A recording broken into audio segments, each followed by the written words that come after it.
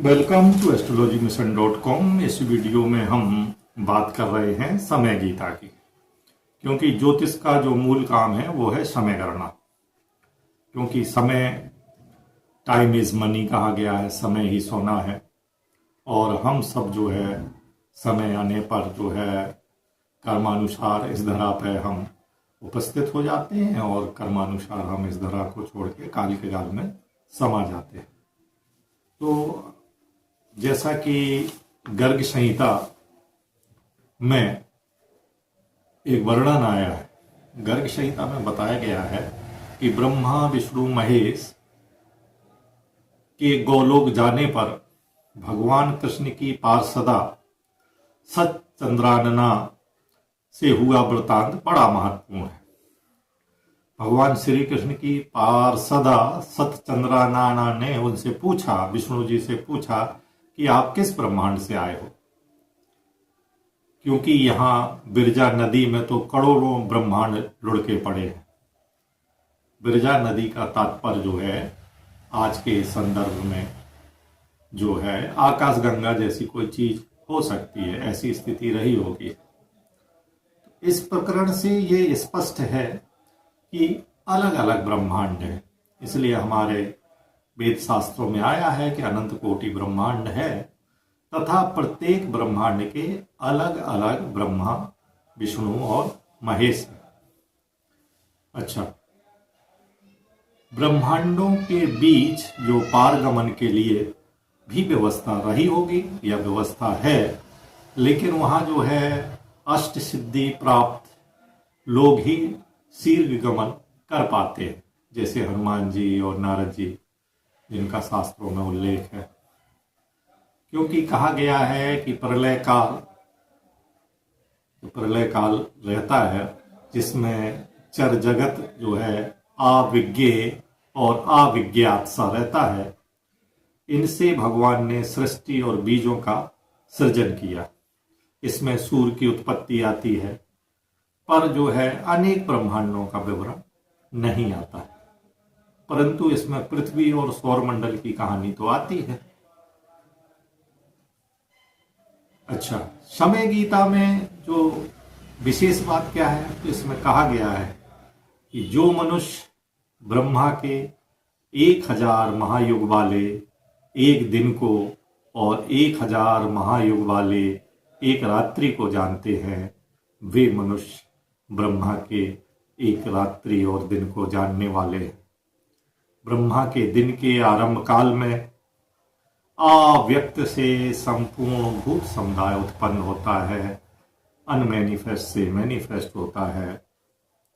और ब्रह्मा की रात्रि के आरंभ काल में उस अव्यक्त में ही संपूर्ण भूत समुदाय लीन हो जाता है और यह भूत उत्पन्न होकर प्रकृति के परवश हुआ ब्रह्मा के दिन के समय उत्पन्न होता है और रात्रि में लीन हो जाता है। ये जो है मनुष्य के जीवन में ये घटना संसार के आंगन में चलती रहती है कि ब्रह्मा के दिन के समय जो है सृष्टि जो है ये समस्त भूत समुदाय उत्पन्न हो जाते हैं और ब्रह्मा की रात्रि काल में उनमें इनका लय हो जाता है। इसका वर्णन आया है श्रीमद् भगवद गीता के द्वितीय अध्याय के 27वें श्लोक में और श्रीमद् भगवद गीता के 9वें अध्याय के 7वें और 8वें श्लोक में। उसमें भगवान श्री कृष्ण कहते हैं, हे कुंती नंदन अर्जुन, कल्प की समाप्ति पर संपूर्ण प्राणी मेरी प्रकृति को प्राप्त होते हैं और कल्प के प्रारंभ में मैं फिर उनकी रचना करता हूँ। प्रकृति में बस में होने से परतंत्र इस संपूर्ण प्राणी समुदाय की कल्प के आदि में मैं अपनी प्रकृति को बस में करके बारंबार रचना उनका करता हूँ। इसलिए कहा गया है प्रकृति विसर्जामि पुनः पुनः, प्रकृति स्वयं वस्थाम विसर्जामि पुनः पुनः। ब्रह्मा के दिन में सृष्टि का उदय रहता है एवं उनकी रात्रि में सृष्टि का लय रहता है। और ब्रह्मा के एक दिन को कल्प कहते हैं। कल्पो ब्राह्म में प्रोक्ता कहा गया है। हमारे ब्राह्मण देवता जब किसी पूजा अनुष्ठान में संकल्प लेते हैं तो उसमें वर्णन आता है, प्रवर्तमानस्सध्यात् ब्राह्मणो द्वितीय परार्धे श्री श्वेत बाराह कल्पे श्री वैवस्त मनमंत्रे अष्टविंशतित में कलयुगे कली प्रथम चरणे। तो इसमें हमको जानना है कि द्वितीय परार्ध क्या है, श्वेत बाराह कल्प क्या है, वैवस्वत मनमंत्र क्या है, या परार्ध किसे कहते हैं, कल्प क्या है और मनमंत्र कितने हैं। क्योंकि प्रलय काल में अमर रहने वाले काकभूषुंड जी ने, जिन्होंने अनेक कल्प देखे हैं, अनेक प्रलय देखी हैं, और उन्होंने इस चीज का वर्णन किया है।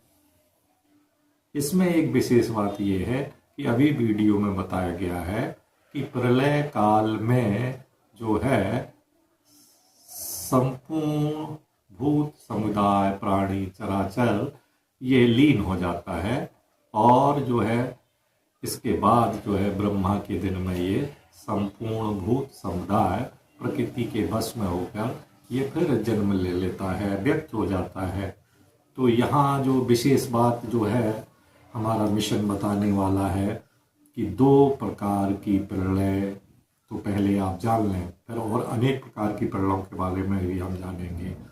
कि एक प्रलय तो होती है जब ब्रह्मा जी का एक कल्प बीत जाता है। ब्रह्मा जी का एक कल्प को हम एक दिन बोलते हैं। ब्रह्मा जी के दिन के समय में ही सृष्टि रहती है, और ब्रह्मा जी के रात्रि समय सृष्टि लीन हो जाती है, जिसको हम प्रलय काल कहते हैं। तो ब्रह्मा जी के एक कल्प का मान है 4 अरब 32 करोड़ वर्ष। तो 4 अरब 32 करोड़ वर्ष के बाद जो प्रलय होती है तो इस संसार का संपूर्ण भूत समुदाय ब्रह्मा जी में लीन हो जाता है। और जब उतने समय की ही रात बीत जाती है तो ब्रह्मा जी पुनः सृष्टि करते हैं, और वो समस्त भूत समुदाय प्रकृति के परवश होकर फिर जन्म ले लेता है। फिर एक महाप्रलय होती है, वो होती है जब ब्रह्मा जी की संपूर्ण आयु समाप्त हो जाती है, उसको कहते हैं महाप्रलय। वो जो है उसमें जो महालय होता है उसके बाद जो ब्रह्मांड बनते हैं वो भगवान की इच्छा पर सृजन होता है। वो सृजन भगवान की इच्छा पर होता है, ब्रह्मा जी की इच्छा पर नहीं होता है। तो ये विशेष भेद यहाँ आप जान लें। ब्रह्मा जी की आयु के 100 ब्रह्म वर्ष, उस 100 ब्रह्म वर्ष का नाम है पर, और उसके आधे भाग को हम बोलते हैं परार्ध। तो ब्रह्मा जी का एक परार्ध बीत चुका है, अर्थात ब्रह्मा जी की आधी आयु बीत चुकी है। और इस पहले परार्ध में जो अंतिम कल्प था उसका नाम पद्म कल्प हुआ था। उसके बाद जो दूसरा परार्ध है और उसका जो पहला कल्प है उसका नाम श्वेत बाराह कल्प है। तो ब्रह्मा जी के जो 100 ब्रह्म वर्ष हैं वो मानो के सौर वर्ष नहीं है, ये ध्यान देने बात है। ब्रह्मा जी की आयु जो 100 ब्रह्म वर्ष है उसमें जो पहली आधी आयु है उसको बोलते हैं पहला परार्ध। पहले परार्थ के प्रारंभ में जो कल्प हुआ उसको कहते हैं ब्रह्म कल्प। उसमें शब्द ब्रह्म की उत्पत्ति हुई, और पहले परार्ध के अंतिम कल्प का नाम है पद्म कल्प, जिसमें कमल की उत्पत्ति हुई। अब ब्रह्मा जी का दूसरा परार्ध चल रहा है। इस दूसरे परार्ध का पहला कल्प है श्वेत बाराह कल्प, और अंतिम कल्प होगा सारस्वत कल्प। पहले बाराह कल्प में भगवान ने शूकर रूप का अवतार लिया। एक कल्प माने ब्रह्मा जी का एक दिन, एक कल्प का मान है 4 अरब 32 करोड़ वर्ष। इसको बोलते हैं कल्पो ब्रह्ममाह प्रोक्ता। 2 कल्प माने ब्रह्मा जी का 1 अहोरात्र, 360 अहोरात्र माने ब्रह्मा जी का 1 ब्रह्मवर्ष, जिसका मान होगा 720 कल्प, और 100 ब्रह्मवर्ष बराबर 72,000 कल्प। तो ब्रह्मा जी की आयु है 72,000 कल्प। एक ब्रह्मा एक ब्रह्मांड का मालिक होता है। ऐसे अनंत कोटि ब्रह्मांड है और हर ब्रह्मांड में एक ब्रह्मा, विष्णु और महेश हैं। तो हम छोटी इकाई भी जल्दी से जान लेते हैं। आँख के एक बार पलक झपकने में जो समय लगता है उसको हम एक निमेष बोलते हैं। 2 निमेष की एक त्रुटि होती है, 10 त्रुटि का एक प्राण होता है, 6 प्राण का एक पल होता है, 2.5 पल का एक मिनट होता है, 60 पल का एक घटी होती है, 2.5 घटी का एक घंटा होता है, 60 घटी में 24 घंटे होते हैं, 2 घटी में एक क्षण होता है, 30 घटी में एक आधा अहोरात्र होता है, 30 क्षण में एक अहोरात्र होता है, 25 अहोरात्र का एक पक्ष होता है, 2 पक्ष का एक मास होता है, 2 मास की एक ऋतु होती है, 3 ऋतु का एक अयन होता है, 2 अयन का एक वर्ष होता है, 4,32,000 वर्ष का कलयुग होता है, 8,64,000 वर्ष का जो है द्वापर होता है, 12,96,000 वर्ष का जो है त्रेता युग होता है, और 17,28,000 वर्ष का एक सतयुग होता है। कलयुग, द्वापर, सतयुग, त्रेता सबका मान जोड़ने पर, चारों युगों का मान जोड़ने पर 43,20,000 वर्ष का एक महायुग होता है। और इस प्रकार जो है 1,000 महायुग का एक कल्प होता है। 2 कल्प की एक अहोरात्र ब्रह्मा जी की होती है, 360 ब्रह्म अहोरात्र का 720 कल्प होता है, जिसको ब्रह्मा जी का एक वर्ष या ब्रह्म वर्ष कहते हैं, और 100 ब्रह्म वर्ष में 72,000 कल्प होते हैं। अब आप दूसरी तरीके से समझें। जैसा अभी बताया है कि 1,000 महायुग का एक दिन ब्रह्मा जी का। अब आप समझें, जिसको हम बोलते हैं एक कल्प। एक कल्प में होते हैं 14 मनु। तो कल्प के अंत में उतने ही समय तक प्रलय होती है।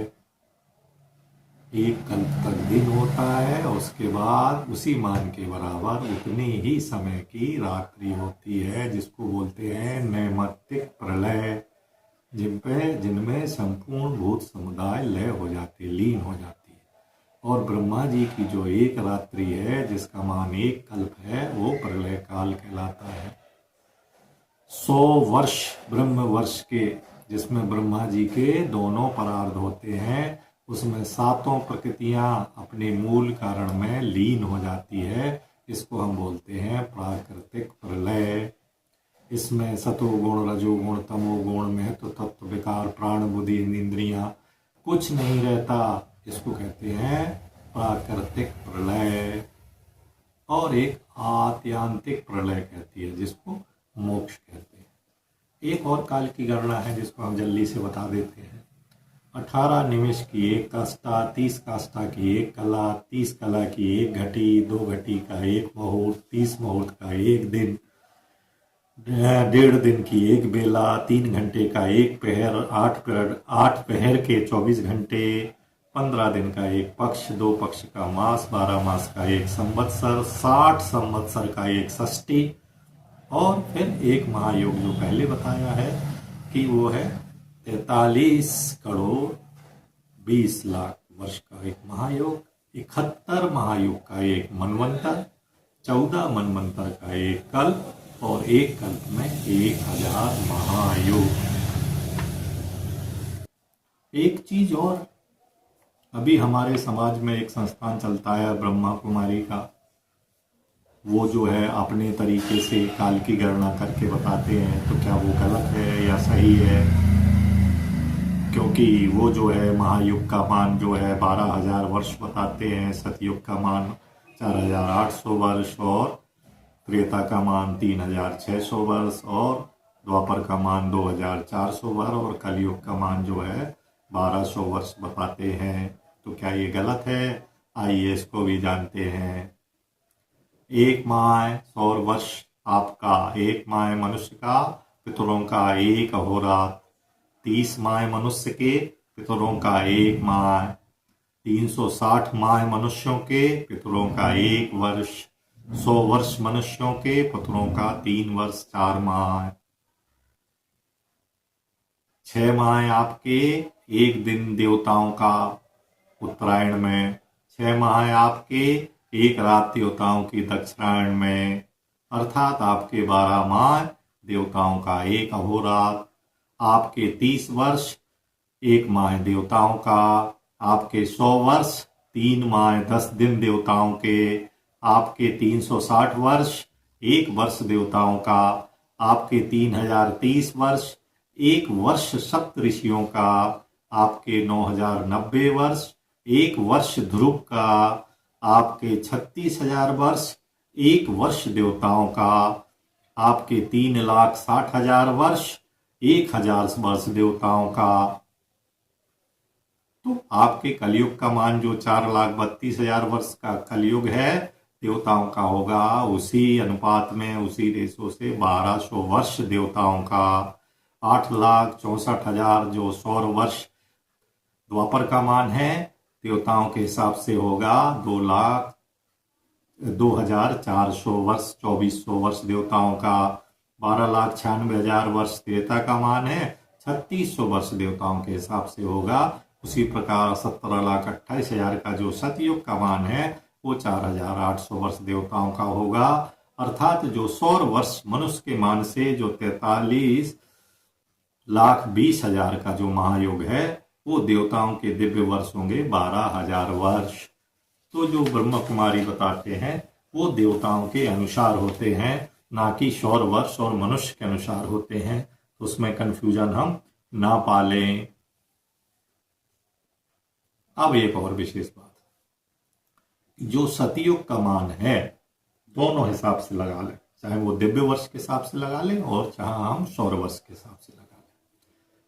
तो हम पहले देवताओं के हिसाब से लगाते हैं। यदि सतयुग का मान जो है 4,800 वर्ष है देवताओं का, तो इसके जो जब भी ये युग शुरू होगा तो इसका जो है 400 वर्ष की शुरुआत में संधि और 400 वर्ष की लास्ट में संधि होगी और 4,000 वर्ष का जो है मुख्य काल होगा। इस प्रकार 4,000 वर्ष का मुख्य काल और 400 वर्ष की 800 वर्ष की जो 2 संधि आदि और अंत में, इस प्रकार जो है सतयुग का मान 4,800 वर्ष होगा। इसमें धर्म के चारों चरण रहते हैं।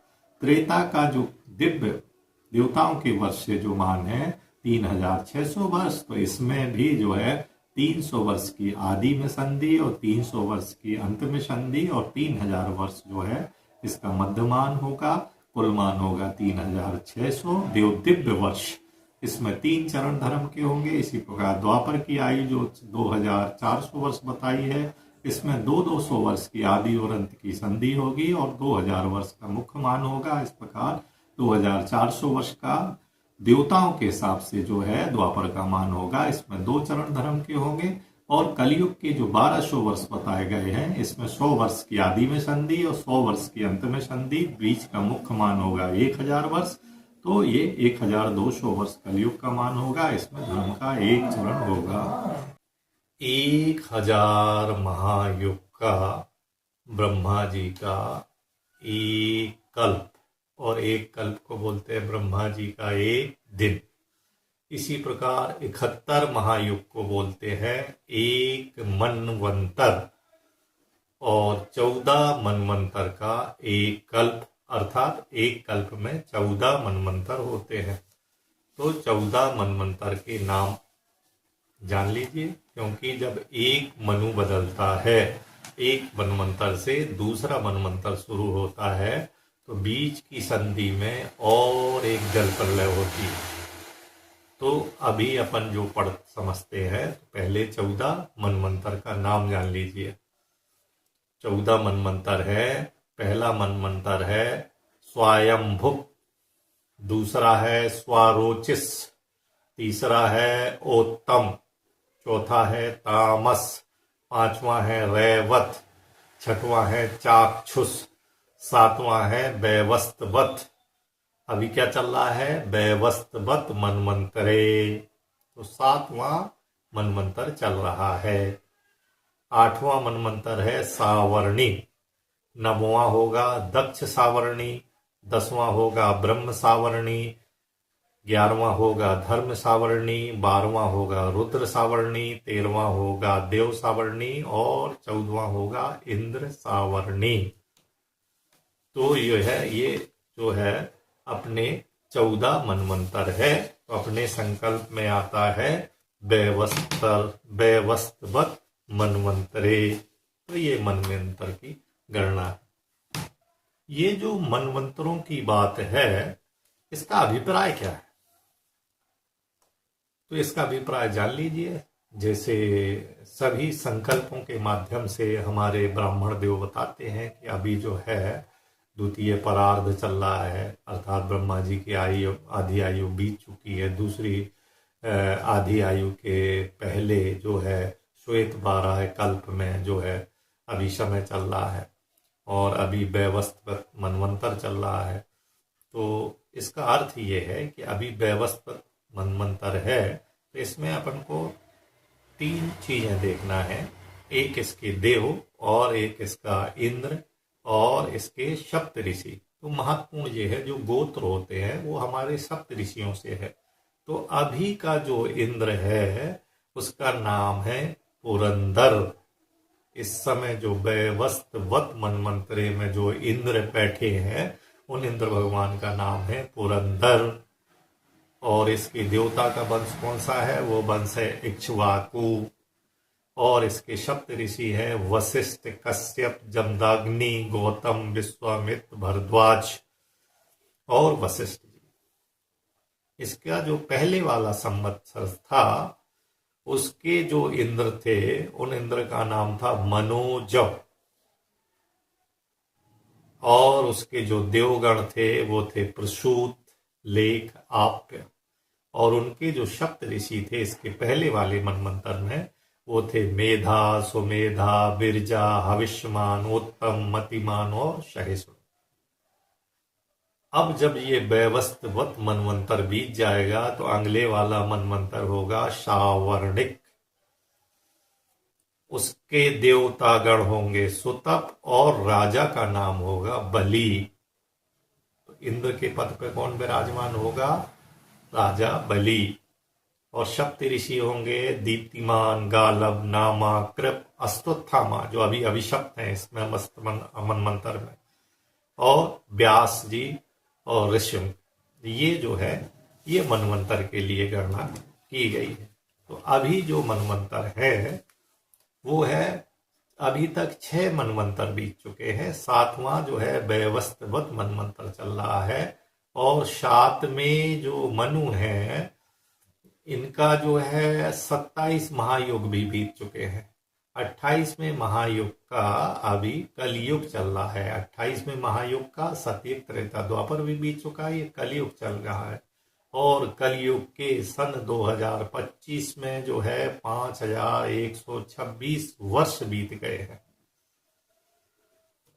इस तरह जो है अभी तक श्वेत 12 कल्प 1,97,12,21,126 सौर वर्ष जो है ये बीत चुके हैं।